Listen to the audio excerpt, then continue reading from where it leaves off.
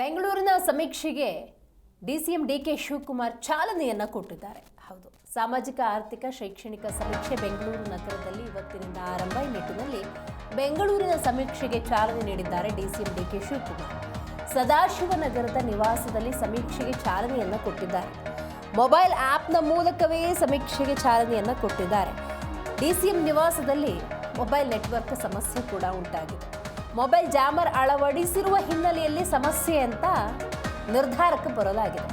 Server connect ಆಗದ ಸಮೀಕ್ಷೆಯ mobile app. Jammer DCM DK Shivakumar ಅವ್ರ ಮನೇಲಿರೋದು ರೈಟ್, ಅಲ್ಲಿ ವರ್ಕ್ ಆಗೋದಿಲ್ಲ ರೈಟ್. ಬಟ್ ಬಹುತೇಕ ನೀವು ಯಾವ ಭಾಗಕ್ಕೆ ಹೋದರೂ ಕೂಡ ಸಮೀಕ್ಷೆಯಲ್ಲಿ ಭಾಗಿಯಾಗಿರೋ ಸಿಬ್ಬಂದಿ ಕೈಲಿರೋ ಮೊಬೈಲಲ್ಲಿ ವರ್ಕೇ ಆಗ್ತಿಲ್ವಲ್ಲ. ಬೆಳಗಿಂದ ನಾವು ಸಮೀಕ್ಷೆ ಕುರಿತಂತೆ ಸಿಬ್ಬಂದಿ ಹತ್ರ ಮಾಹಿತಿ ತಗೋಬೇಕಾದ್ರೆ ಅವ್ರು ಹೇಳಿದ್ದಿದೆ, ನೆಟ್ವರ್ಕ್ ಸಮಸ್ಯೆ ಇದೆ, ಸರ್ವರ್ ಸಮಸ್ಯೆ ಇದೆ. ನೋಡೋಣ ರೈಟ್ ಈ ಬಗ್ಗೆ ಹೆಚ್ಚಿನ ಡೀಟೇಲ್ಸನ್ನು ನಮ್ಮ ಪ್ರತಿನಿಧಿ ರಾಜಪ್ಪ ನೀಡ್ತಾ ಹೋಗ್ತಾರೆ. ರಾಜಪ್ಪ, ಸಮೀಕ್ಷೆಗೆ ಚಾಲನೆಯನ್ನು ಕೊಟ್ಟಿರುವಂಥ ಡಿಸಿಎಂ ಡಿಕೆ ಶಿವಕುಮಾರ್ ಅವರಿಗೆ ಈ ನೆಟ್ವರ್ಕ್ ಸರ್ವರ್ ಸಮಸ್ಯೆ ಇರೋದು ಗಮನಕ್ಕೆ ಬಂದಿದೆಯಾ? ನೆಟ್ವರ್ಕ್ ಸಮಸ್ಯೆ ಇರೋದು ಇದು ಕೃತಕ ನೆಟ್ವರ್ಕ್ ಸಮಸ್ಯೆ ಇಲ್ಲಿ. ಯಾಕಂದ್ರೆ ಡಿಸಿಎಂ ಡಿಕೆ ಶಿವಕುಮಾರ್ ಮನೆ ಮತ್ತೆ ಅದೇ ರೀತಿ ಸುಧಾಕರ್ ಅವ್ರ ಮನೆ ಇಬ್ಬರು ಮನೆಗಳಲ್ಲೂ ಸಹ ಜಾಮರ್ನ ಅಳವಡಿಸಿದ್ದಾರೆ. ಈ ಸುತ್ತಮುತ್ತ ಸರೌಂಡಿಂಗ್ ಸುಮಾರು ಒಂದು ಅರ್ಧ ಕಿಲೋಮೀಟರ್ ವ್ಯಾಪ್ತಿನಲ್ಲಿ ಆ ಜಾಮರ್ ವರ್ಕ್ ಆಗುತ್ತೆ. ಆ ಕಾರಣಕ್ಕೋಸ್ಕರ ಸುಧಾಕರ್ ಸಚಿವರಾಗಿ ಸಂದರ್ಭದಲ್ಲಿ ಅವರ ಮನೆ ಸುತ್ತ ಅವ್ರ ನೆಟ್ವರ್ಕ್ ಜಾಮರ್ ಹಾಕಿದ್ರು. ಡಿಸಿಎಂ ಡಿಕೆ ಶಿವಕುಮಾರ್ ಡಿಸಿಎಂ ಆದ ನಂತರ ಅವ್ರ ಮನೇಲೂ ಸಹ ಜಾಮರ್ ಅಳವಡಿಸಿದ್ದಾರೆ. ಹಾಗಾಗಿ ಸುತ್ತಮುತ್ತ ಏನು ಮನೆಗಳ ಸುತ್ತಮುತ್ತ ಇರುವಂತ ಸುಮಾರು ಆ ಒಂದು 100 ಮೀಟರ್ ಅಥವಾ 200 ಮೀಟರ್ ಅಂತರ ತನಕನೂ ಸಹ ನೆಟ್ವರ್ಕ್ ಸಿಗೋದಿಲ್ಲ. ಇದು ಕೃತಕವಾಗಿ ಇವರೇ ಸೃಷ್ಟಿ ಮಾಡಿಕೊಂಡ ಕಾರಣ. ಆ ಒಂದು ಹಿನ್ನೆಲೆಯಲ್ಲಿ ಈ ಒಂದು ಮೊಬೈಲ್ ನೆಟ್ವರ್ಕ್ ವರ್ಕ್ ಆಗದೆ ಇರುವಂತದ್ದು ಪ್ರಮುಖ ಕಾರಣ. ಎರಡನೇ ವಿಷಯ, ಅದಾದ ನಂತರ ಈ ಒಂದು ಸಮಸ್ಯೆನ ಸರಿಪಡಿಸಲಿಕ್ಕೋಸ್ಕರ ಅವ್ರ ಮನೇಲಿ ಇರುವಂತಹ ಏನು ಇಂಟರ್ನೆಟ್ ಅಥವಾ ಏನು ವೈಫೈನ ಕನೆಕ್ಟ್ ಮಾಡ್ಕೊಂಡು ಆ ನಂತರ ಸರ್ವೆನ ಆರಂಭ ಮಾಡಿದ್ರು. ಆದ್ರೆ ಸರ್ವೆ ಆರಂಭಕ್ಕೆ ಡಿಕೆ ಶಿವಕುಮಾರ್ ಅವರು ಆರಂಭದಲ್ಲಿ ಸಹಕಾರ ಕೊಟ್ಟರು ಸಹ ಅವರ ಕೇಳುವಂತ ವೈಯಕ್ತಿಕ ಪ್ರಶ್ನೆಗಳಿಗೆ ಉತ್ತರ ನೀಡಲಿಕ್ಕೆ ಅವ್ರು ನಿರಾಕರಣೆ ಮಾಡಿದ್ರು. ಮತ್ತು ಈ ಒಂದು ವಿಷಯಗಳನ್ನ ಯಾಕೆ ಪ್ರಶ್ನೆ ಕೇಳ್ತೀರಾ, ನಿಮ್ಮ ಮನೇಲಿ ಎಷ್ಟು ಚಿನ್ನ ಇದೆ, ನಿಮ್ಮ ಮನೇಲಿ ಎಷ್ಟು ಬೆಳ್ಳಿ ಇದೆ, ಎಷ್ಟು ಡೈಮಂಡ್ ಇಟ್ಟಿದೆ, ಎಷ್ಟು ದುಡ್ಡಿದೆ, ನಿಮ್ಗೆ ಎಷ್ಟು ಸಂಬಳ ಎಷ್ಟು ಬರ್ತದೆ, ಅದೇ ರೀತಿ ಆಸ್ತಿಗಳಿಗೆ ಸಂಬಂಧಪಟ್ಟಂತೆ ಡಿಕೆ ಶಿವಕುಮಾರ್ ಒಂದಷ್ಟು ಮಾಹಿತಿಗಳನ್ನ ಕೊಟ್ಟರು. ಅದ್ರ ವಿಶೇಷ ಅಂತಂದ್ರೆ ಆ ಒಂದು ಆಸ್ತಿ ಮಾಹಿತಿಯಲ್ಲಿ ಕೆಲವೊಂದು ಮಾಹಿತಿನ ಡಿಸಿಎಂ ಡಿಕೆ ಶಿವಕುಮಾರ್ ಅವರು ಏನು ಅಸಮಾಧಾನ ವ್ಯಕ್ತಪಡಿಸೇ ಕೊಟ್ಟು ಅಂತ ಹೇಳೋದು ತಪ್ಪಾಗೋದಿಲ್ಲ. ಯಾಕಂದ್ರೆ ಅದೇ ಕೆಲವೊಂದು ವಿಷಯಗಳು ಹೇಳಿದ್ರು, ಈ ಬಹುತೇಕ ಮಾಹಿತಿಗಳೆಲ್ಲ ಹೊರಗೆ ನಮ್ಮ ಸಾರ್ವಜನಿಕವಾಗಿದೆ ಅಂತ ಹೇಳಿದ್ರು. ನಿಮ್ಗೆ ವಾಸದ ಮನೆಗೆ ಎಷ್ಟಿದೆ ಅಂದಕ್ಕೆ 9 ಮನೆ ಇದೆ, ವಾಣಿಜ್ಯ ಕಟ್ಟಡ ಎಷ್ಟಿದೆ 4 ಅಂತ ಹೇಳಿದ್ರು, ಫ್ಯಾಕ್ಟರಿ ಇದೆ, ಫಾರ್ಮ್ ಹೌಸ್ 2 ಇದೆ, ಖಾಲಿ ನಿವೇಶನ 10 ಇದೆ, ಚರಾಸ್ತಿ ಸ್ಥಿರಾಸ್ತಿ motor cycle, car, AC, fridge, TV, land line 2 ಇದೆ, ಹನಿ ನೀರಾವರಿ ಇದೆ, 3 ಟ್ರ್ಯಾಕ್ಟರ್ ಇದೆ, ವಜ್ರಾಭರಣ ಬಗ್ಗೆ ಪ್ರಶ್ನೆ ಕೇಳಬಾರ್ದು, ಇದನ್ನೆಲ್ಲ ಯಾಕೆ ಕೇಳ್ತೀರಾ ಅಂತ ನಾವು ಕೇಳಿದ್ರು. ಮತ್ತೆ ಪಕ್ಕ ಮನೆ ಇದೆ, ಅಡಿಗೆ ಮನೆಯಿಂದ LPG ಯೂಸ್ ಮಾಡ್ತೀವಿ, ಒಬ್ಬ ಹೆಂಡತಿ ಇದ್ದಾರೆ, ಕುಟುಂಬದಲ್ಲಿ ಅನಿವಾಸಿ ಭಾರತೀಯರು ಯಾರ ಇದ್ರೆ ಇಲ್ಲ ಅಂತ ಹೇಳಿದ್ದಾರೆ, ರಾಜ್ಯ ಪ್ರಕರಣಗಳಿವೆ ಅಂತ ಹೇಳಿದ್ದಾರೆ. ಅದೇ ರೀತಿ ರೇಷ್ಮೆ ಸಾಕಾಣಿಕೆ ಮಾಡ್ತಾನೆ, ಕೋಳಿ ಸಾಕಾಣಿಕೆ ಮಾಡ್ತಾನೆ, ಕುರಿ 10 ಕುರಿಗಳಿವೆ, ಹೈನುಗಾರಿಕೆ ಮಾಡ್ತಾನೆ, ಜಾನುವಾರು 29 ಜಾನುವಾರು ಇದೆ, ಬಿಸ್ನೆಸ್ ಲೋನ್ ಇದೆ, ನನಗೆ ಪಿತ್ರಾರ್ಜಿತವಾಗಿ ಜಮೀನ್ ಬಂದಿದೆ, ಸುಮಾರು 50 ಎಕರೆ ಜಮೀನ್ ಇದೆ. ಇದನ್ನೆಲ್ಲವನ್ನು ಸಹ ಡಿಸಿಎಂ ಡಿಕೆ ಶಿವಕುಮಾರ್ ಕೆಲವೊಂದು ಮಾಹಿತಿನ ಕೊಡುವಂತ ಒಂದು ಪ್ರಯತ್ನವನ್ನು ಮಾಡಿದ್ರು.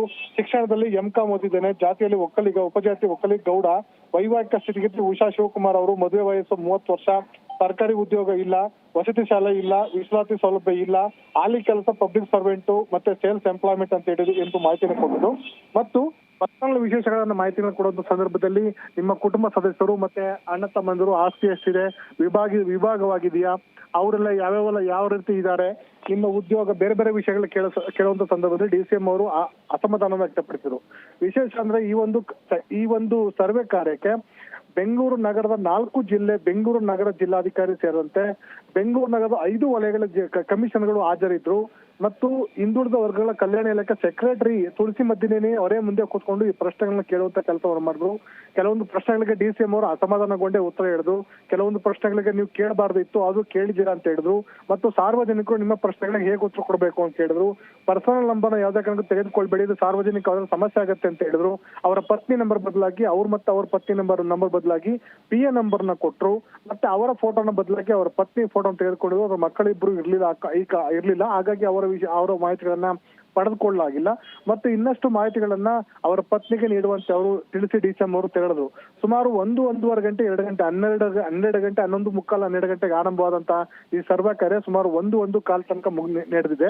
ಹೀಗಾಗಿ ಸುಮಾರು ಒಬ್ಬರಿಗೆ ವ್ಯಕ್ತಿಗೆ ಸುಮಾರು 1.5 ತಾಸು 2.5 ತಾಸು ಆದ್ರೆ ಹೇಗಾಗುತ್ತೆ ಮಾಹಿತಿಗಳನ್ನ ತೆಗೆದುಕೊಳ್ಳಿಕ್ಕೆ ಕಷ್ಟ ಆಗುತ್ತೆ ಅಂತ ಡಿಸಿಎಂ ಅವರು ಅಧಿಕಾರಿಗಳಿಗೆ ಪ್ರಶ್ನೆಯನ್ನು ಮಾಡಿದ್ರು. ಆಗ ಅಧಿಕಾರಿಗಳು ಸುಮಾರು ಈಗ ಆರಂಭದಲ್ಲಿ ಸಮಸ್ಯೆ ಆಗ್ತಿತ್ತು, ನಂತರದ 20-25 ನಿಮಿಷಕ್ಕೆ ಇಳಿಸಿದ್ದೇವೆ, ಕೆಲವು ಮಾಹಿತಿನ ಕೊಡ್ತಾರೆ ಕೆಲವು ಮಾಹಿತಿನ ಕೊಡೋದಿಲ್ಲ ಅಂತ ಒಂದು ಮಾಹಿತಿನೂ ಸಹ ಡಿಸಿಎಂ ಕೇಳಿದೆ, ಒಂದು ಅಧಿಕಾರಿಗಳು ಸಮಜಾಯಿಸಿ ನೀಡುವಂತ ಕೆಲಸವನ್ನು ಮಾಡಿದ್ರು.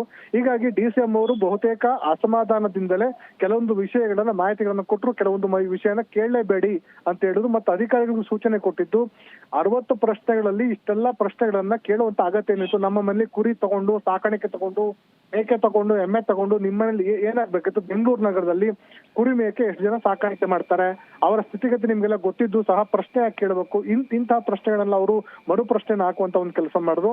ಒಟ್ಟಾರೆಯಾಗಿ ಈ ಒಂದು ಜಾತಿ ಜನಗಣತಿ ಅಥವಾ ಏನು ಸಾಮಾಜಿಕ ಶೈಕ್ಷಣಿಕ ಜನಗಣತಿ ಏನಿತ್ತು ಅದು ಡಿಸಿಎಂ ಅವ್ರ ಮನೆಯಿಂದ ಈಗ ಅಧಿಕೃತವಾಗಿ ಚಾಲನೆಯನ್ನ ಕೊಟ್ಟಿದ್ದಾರೆ. ಆದ್ರೆ ಈ ಒಂದು ಪ್ರಶ್ನೆಗಳನ್ನ ಪರಿಷ್ಕರಣೆ ಮಾಡಿ ಅಂತ ಸೂಚನೆಯನ್ನು ಸಹ ಡಿಸಿಎಂ ಅವರು ಅಧಿಕಾರಿಗಳಿಗೆ ಕೊಟ್ಟಿದ್ದಾರೆ. ಅದನ್ನ ಪರಿಷ್ಕರಣೆ ಮಾಡ್ಲಿಕ್ಕೆ ಇವಾಗ ಅಧಿಕಾರ ಎಲ್ಲ ಇದು ಆಯೋಗಕ್ಕೆ ಬರುತ್ತೆ. ಆಯೋಗ ಪ್ರಶ್ನೆಗಳನ್ನ ಈಗ ರಾಜ್ಯ ಸರ್ಕಾರಕ್ಕೆ ಸಲ್ಲಿಕೆ ಮಾಡಿ ನಂತರ ಅನುಮೋದನೆ ಪಡ್ಕೊಂಡು ಅವರು ಈ ಒಂದು ಸಮೀಕ್ಷೆಯನ್ನು ಆರಂಭ ಮಾಡಿದ್ದಾರೆ. ಡಿಸಿಎಂ ಅವರಿಗೆ ಈ ಒಂದು ಪ್ರಶ್ನೆಗಳಿಗೆ ಹೇಳಲಿಕ್ಕೆ ವ್ಯವಧಾನ ಇಲ್ಲ ಅಥವಾ ಸಮಾಧಾನ ಇಲ್ಲ ಅಂತಂದ್ರೆ ಸಾರ್ವಜನಿಕರು ಹೇಗೆ ಪ್ರಶ್ನೆಗಳಿಗೆ ಉತ್ತರ ಹೇಳ್ತಾರೆ ಅಂತ ಅನ್ನೋದು ಸಹ ಯಕ್ಷ ಪ್ರಶ್ನೆ ಆಗಿದೆ. ಒಟ್ಟಾರೆಯಾಗಿ ಸರ್ವ ಸಮಸ್ಯೆ ಇರ್ಬೋದು ಮತ್ತು ಪ್ರಶ್ನೆಗಳ ಏನು ಸಂಖ್ಯೆ ಹೆಚ್ಚಳದಿಂದಾಗಿ ಸಾರ್ವಜನಿಕರಿಗೆ ಕಿರಿಕಿರಿ ಉಂಟಾಗಬಹುದು, ಕೆಲವು ಮಾಹಿತಿನ ಕೊಡಬಹುದು, ಕೆಲವೊಂದು ಮಾಹಿತಿನ ಕೊಡದೇ ಇರಬಹುದಂತದ್ದು. ಮತ್ತು ವಿಶೇಷ ಅಂತಂದ್ರೆ ಇತ್ತೀಚಿನ ಏನು ಮೊನ್ನೆ ಆದಂತ ಕೋರ್ಟ್ ಆದೇಶದಲ್ಲಿ ಕೆಲವೊಂದು ಏನು ಮಾಹಿತಿನ ಕೊಡುವಂತದ್ದು ಬಿಡುವಂತದ್ದು ನಿಮ್ಮ ವೈಯಕ್ತಿಕ ವಿಚಾರ ಅಂತ ಏನು ಸಂದೇಶವನ್ನ ಕೊಟ್ಟಿದ್ರು ಹೈಕೋರ್ಟ್ ನಲ್ಲಿ. ಆ ಒಂದು ಹಿನ್ನೆಲೆಯಲ್ಲಿ ಬಹುತೇಕ ಏನು ಸರ್ವೆ ಹೋಗುವಂತವರಿಗೆ ಅಧಿಕಾರಿಗಳಿಗೆ ಸರಿಯಾಗಿ ಸಹಕಾರವನ್ನು ನೀಡ್ತಾರೆ ಅಂತ ಮಾಹಿತಿಗಳು ಸಹ ಕೇಳಿ ಬರ್ತಾ ಇದೆ. ಒಟ್ಟಾರೆಯಾಗಿ ಬೆಂಗಳೂರು ನಗರದಲ್ಲಿ ಸರ್ವೆ ಆರಂಭವಾಗಿದೆ. ಈಗ ಡಿಸಿಎಂ ಡಿ.ಕೆ. ಶಿವಕುಮಾರ್ ಮನೆಯಿಂದ ಸರ್ವೆ ಆರಂಭವಾಗಿದೆ. ಜಿಲ್ಲಾಧಿಕಾರಿಗಳು ಏನು ಬೆಂಗಳೂರು 5 ನಗರದ ಏನು ಮಹಾನಗರ ಪಾಲಿಕೆ ಜಿಲ್ಲಾ ಕಮಿಷನರ್ ಇದ್ದಾರೆ, ಅವರು ಸಹ ಬೇರೆ ಬೇರೆ ವಲಯದಲ್ಲೂ ಸಹ ಇದಕ್ಕೆ ಚಾಲನೆ ಕೊಟ್ಟಿದ್ದಾರೆ.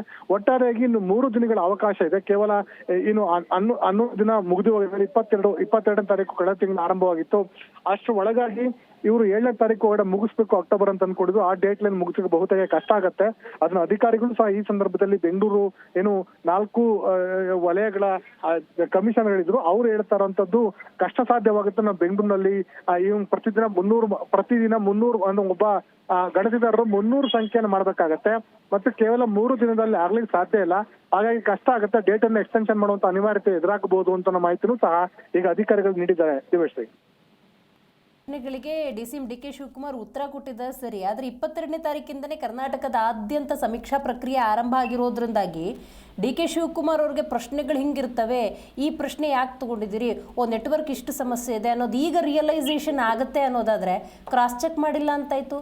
ಈ ಥರ ಕ್ವಶನ್ಗಳು ಹಿಂಗಿರ್ತವೆ ಅನ್ನುವಂಥ ಅರಿವು ಕರ್ನಾಟಕದ ಉಪಮುಖ್ಯಮಂತ್ರಿ ಡಿ.ಕೆ. ಶಿವಕುಮಾರ್ ಅವ್ರಿಗೆ ಇಲ್ಲ. ಹಂಗಾದ್ರೆ ದಿವೇಶ್ರೀ, ಒಂದ್ ರೀತಿ ಹೇಳ್ಬೇಕು ಅಂದ್ರೆ ಡಿಸಿಎಂ ಡಿ.ಕೆ. ಶಿವಕುಮಾರ್ ಅವರು ಈ ಸಮೀಕ್ಷೆಗೆ ವಿರೋಧ ಇದ್ದಾರೆ. ಆರಂಭದಲ್ಲಿ ಸಚಿವ ಸಂಪುಟ ಸಭೆಯಲ್ಲಿ ಇದಕ್ಕೆ ವಿರೋಧ ವ್ಯಕ್ತಪಡಿಸಿದ್ರು. ಇದನ್ನು ಯಾಕೆ ಮಾಡ್ಬೇಕು, ನೀವು ಯಾಕೆ ಮಾಡ್ತೀರಾ ಅಂತ ಇವರು ಆ ತಕರಾರನ್ನು ತೆಗೆದ ನಂತರ ಇತರ ಸಚಿವರು ಆ ಒಂದು ವಿಷಯವನ್ನ ಪ್ರಸ್ತಾಪ ಮಾಡಿದ್ರು. ಹಾಗಾಗಿ ಇಲ್ಲಿ ಆರಂಭದಲ್ಲೇ ಮೊದಲ ವಿರೋಧವನ್ನ ಡಿಸಿಎಂ ವ್ಯಕ್ತಪಡಿಸಿದ್ದು, ಆದ್ರೂ ಸಹ ಸರ್ವೆ ಕಾರ್ಯವನ್ನ ಮಾಡಿದ್ದಾರೆ. ಅದು ಒತ್ತಡ ಅಂತಂದ್ರೆ ಪಕ್ಷದ ವರಿಷ್ಠರು ರಾಹುಲ್ ಗಾಂಧಿ ಅವರು ಮತ್ತು ಮಲ್ಲಿಕಾರ್ಜುನ್ ಖರ್ಗೆ ಅವರು ಜಾತಿ ಜನಗಣತಿಯನ್ನ ಮಾಡುವ ಮೂಲಕ ಸಮುದಾಯಗಳು ಎಷ್ಟಿದೆ ಅದರ ಮೀಸಲಾತಿ ಮತ್ತು ಅವ್ರ ಸೌಲಭ್ಯನ ಕೊಡುವ ನಿಟ್ಟಿನಲ್ಲಿ ನಮಗೆ ಅಂಕಿಅಂಶಗಳ ಅಗತ್ಯತೆ ಇದೆ ಅಂತ ಅನ್ನೋ ಕಾರಣಕ್ಕೋಸ್ಕರ ಅವರ ಒತ್ತಡಕ್ಕೆ ಮಣಿದು ಈ ಒಂದು ಜಾತಿ ಜನಗಣತಿ ಸಮೀಕ್ಷೆಗೆ ಸಹಮತಿಯನ್ನು ವ್ಯಕ್ತಪಡಿಸಿದ್ದಾರೆ. ಆದ್ರೆ ಅದೇ ಅವರ ವೈಯಕ್ತಿಕ ಕುಟುಂಬ ವಿಷಯ ಬಂದಾಗ ಡಿಸಿಎಂ ಅವರು ಹೇಳ್ತಾರೆ, ಕೆಲವೊಂದು ಸಂದರ್ಭದಲ್ಲಿ ನಂದು IT ರಿಟರ್ನ್ಸ್ ಸಲ್ಲಿಸಿದ್ದೇನೆ, ನಂದು ಇಡಿ ಕೇಸ್ ಆಗಿದೆ, CBI ಕೇಸ್ ಆಗಿದೆ, ಲೋಕಾಯುಕ್ತ ಕೇಸ್ ಆಗಿದೆ, ನನ್ನ ಇಡೀ ಪ್ರಾಪರ್ಟಿ ಸರ್ಚ್ ಮಾಡಿದ್ದಾರೆ, ನನ್ನ ಪ್ರಾಪರ್ಟಿ ಎಷ್ಟಿದೆ, ನನ್ನ ಅಸೆಟ್ಸ್ ಎಷ್ಟಿದೆ ಅಂತ ಅನ್ನೋದು ಸಾರ್ವಜನಿಕವಾಗಿದೆ. ಮತ್ತು ನಾನು ಪ್ರತಿ ವರ್ಷ ನಾನು ಲೋಕಾಯುಕ್ತಗೆ ನನ್ನ ಅಸೆಟ್ಸ್ ಮತ್ತೆ ನನ್ನ ಲಯಬಿಲಿಟೀಸ್ ನಾನು ಸಲ್ಲಿಕೆ ಮಾಡ್ತೇನೆ. ಇವೆಲ್ಲವೂ ಸಹ ಸಾರ್ವಜನಿಕ ವಲಯದಲ್ಲಿ ಇದ್ದಾಗ ಮತ್ತೊಮ್ಮೆ ನಾನು ನಿಮ್ಗೆ ಮಾಹಿತಿನ ಕೊಡುವಂತ ಅವಶ್ಯಕತೆ ಏನಿದೆ ಅಂತ ಪ್ರಶ್ನೆಯನ್ನು ಸಹ ಎತ್ತಿದ್ದಾರೆ. ಹಾಗಾಗಿ ಡಿಸಿಎಂ ಅವರೇ ಇಂತಹ ವೈಯಕ್ತಿಕ ಪ್ರಶ್ನೆಗಳನ್ನ ಆದಾಯ ಅಥವಾ ವಜ್ರಾಭರಣ ಅಥವಾ ಚಿನ್ನಾಭರಣ, ನಿಮ್ಗೆ ಎಷ್ಟು ಆದಾಯದ ಸೋರ್ಸ್ ಯಾವುದು ಅಂತ ಅನ್ನೋದನ್ನ ಬಿಟ್ಕೊಡ್ಲಿಕ್ಕೆ ಹಿಂದೇಟ್ ಆಗ್ತಾ ಇರ್ತದೆ.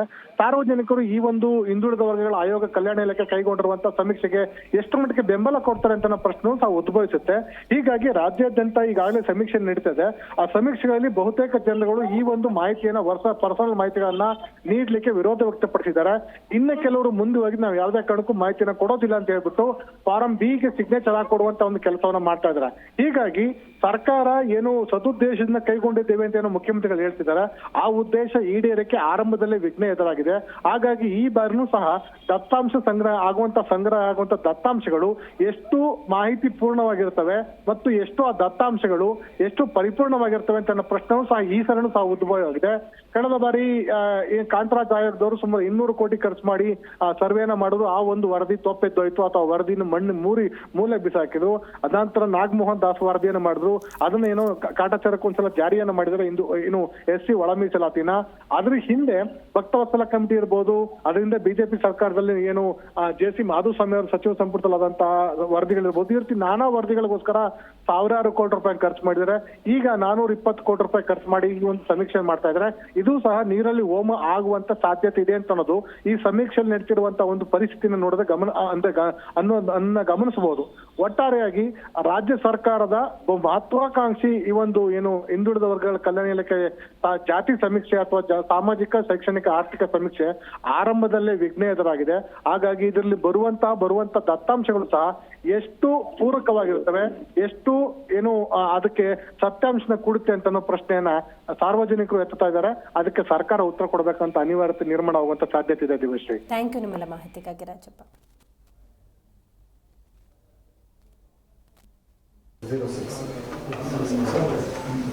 ಕುಟುಂಬದ ಮುಖ್ಯ ಸದಸ್ಯ ಧರ್ಮ ಸರ್, ಧರ್ಮ ಜಾತಿ ಸರ್,